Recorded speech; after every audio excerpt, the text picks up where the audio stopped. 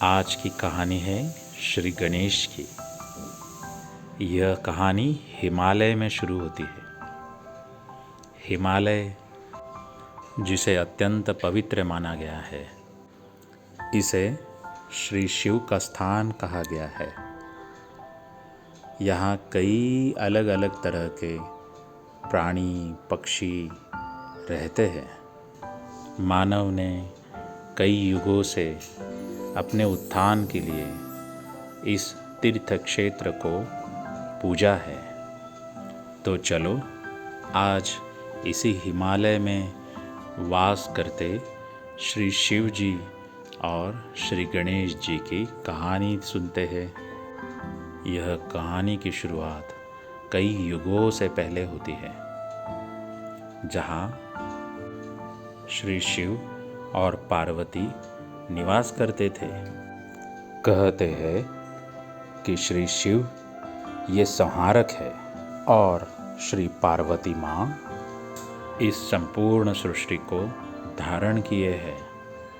एक दिन श्री पार्वती माँ ने नंदी से कहा, मैं स्नान करने जा रही हूँ, तो कृपया किसी को भी अंदर आने की अनुमति न दे। नंदी ने कहा, जो आज्ञा माँ। फिर श्री पार्वती माँ स्नान करने गुफा की ओर चली गई। नंदी जी बाहर है, इसलिए वह बेफिक्र थी। दूसरी ओर श्री शिव जी जो ध्यान में थे, वह जागे और गुफा की ओर चल पड़े। उन्हें नंदी ने रोका नहीं। वह अंदर गए तो श्री पार्वती माँ उन्हें देखकर चौंक गई। उनके कहने के बावजूद किसी ने श्री शिव जी को रोका नहीं। यह देख माँ बड़ी मायूस हुई।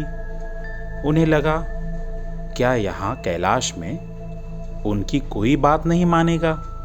वह अपने दुख को समेटते हुए ध्यान निद्रा में चली गई। तभी उन्हें एक युक्ति आई।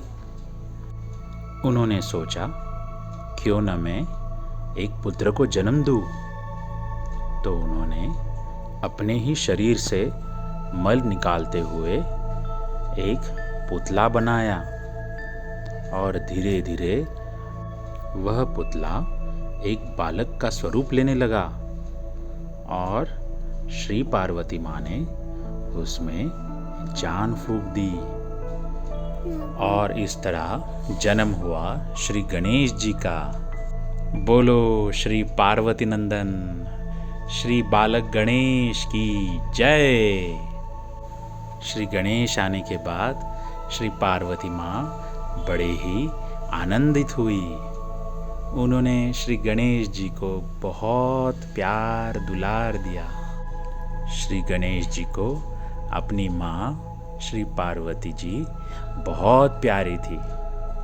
वह उन्हें बहुत स्नेह देते, उनकी रोज पूजा करते, अर्चना करते। उनके लिए श्री पार्वती जी सब कुछ थी। वह आदि शक्ति थी।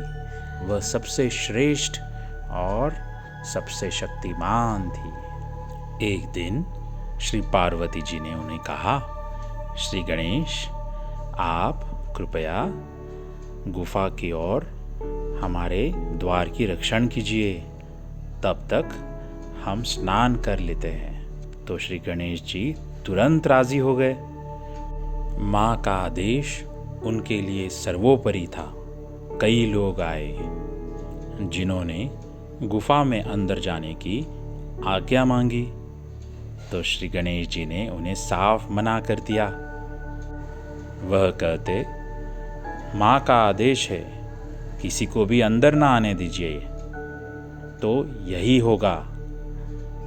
श्री पार्वती जी की कुछ सखियाँ आई। कुछ शिव जी ने ऋषि मुनि भेजे थे और गण भी।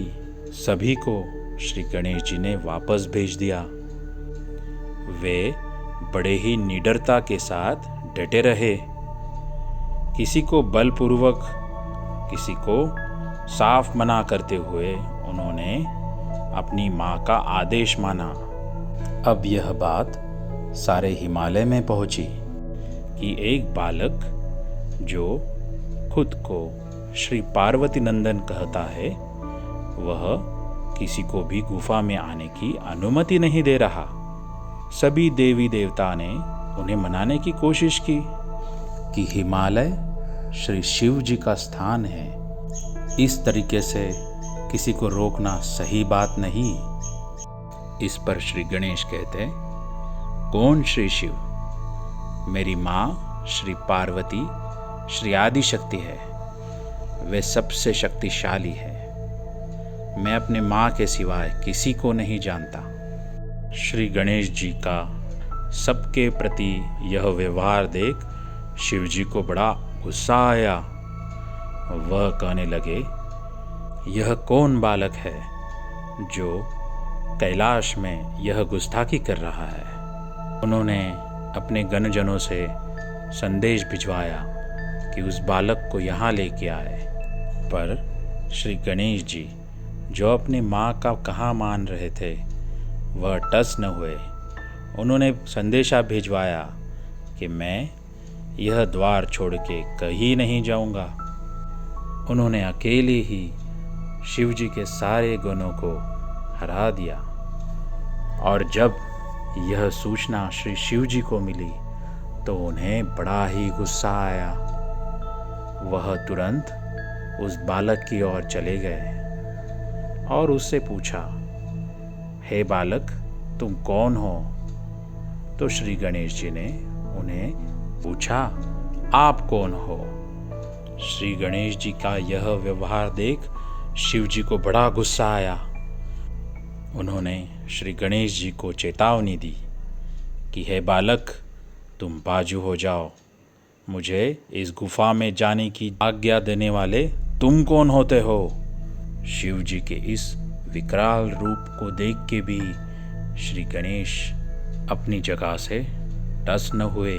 श्री शिव जी का पारा टूट चुका था। श्री गणेश की इन बातों से श्री शिव जी का रुद्र रूप प्रकट हो चुका था और वही हुआ जिसका डर था। शिव जी के त्रिशूल ने श्री गणेश का धड़ बाजू कर दिया। आहत होते ही माँ की पुकार संपूर्ण हिमालय में गूंजी। अपने पुत्र की आवाज़ सुनते ही पार्वती माँ घबरा गई और गुफा के बाहर आ गए। उन्होंने जो दृश्य देखा वह किसी भी माँ के लिए भयावह था। वहाँ उपस्थित सभी देवी देवताओं को उन्होंने पूछा, किसने मारा मेरे पुत्र को? किसने? वह पूछने लगी, भला एक शिशु की हत्या कौन करेगा? क्यों? उनका क्रोध अनावर था। वे स्वयं श्री महाकाली थी। उनके हुंकार मात्र से ही विश्व का विनाश तय था। शिव जी ने तुरंत ही सभी देवी देवताओं को और गणों को भेजा। श्री गणेश जी को पुनः जीवित करने के लिए उन्हें ऐसे बच्चे की तलाश थी जो अपनी माँ से दूर सोया हो और पूर्व दिशा में हो। तो सभी साधु संत, देवी देवता इस खोज में निकल पड़े। उन्हें कई जानवर मिले, परंतु दिए गए सूचनाओं से वह मेल न खाते थे। तभी उन्हें एक हाथिनी दिखी। उसका बच्चा माँ से बाजू सोया था और वही सभी सूचनाओं से मेल भी खाता था। तो गण उस बच्चे के सिर को ले आए। श्री शिव जी ने हाथी के सर को लिया और धड़ से वापस जोड़ दिया। इस तरह श्री वक्रतुंड श्री गणेश जी का पुनः जन्म हुआ। श्री गणेश जी के आगमन से संपूर्ण कैलाश में, संपूर्ण सृष्टि में उल्लास का वातावरण छा गया। श्री पार्वती माँ फूले न समाये, अपने पुत्र को पुनः पाकर वे बहुत खुश हुई। सभी देवी देवताओं ने श्री गणेश जी के आगमन से परम चैतन्य का एक अद्भुत आनंद महसूस किया। उन्हीं के आगमन से संपूर्ण सृष्टि में पवित्रता और मांगल्यता प्रस्थापित हुई। उनकी श्री आदि शक्ति की अनन्य भक्ति से प्रभावित हो श्री शिव जी ने उन्हें प्रथम पूजित यह वरदान दिया।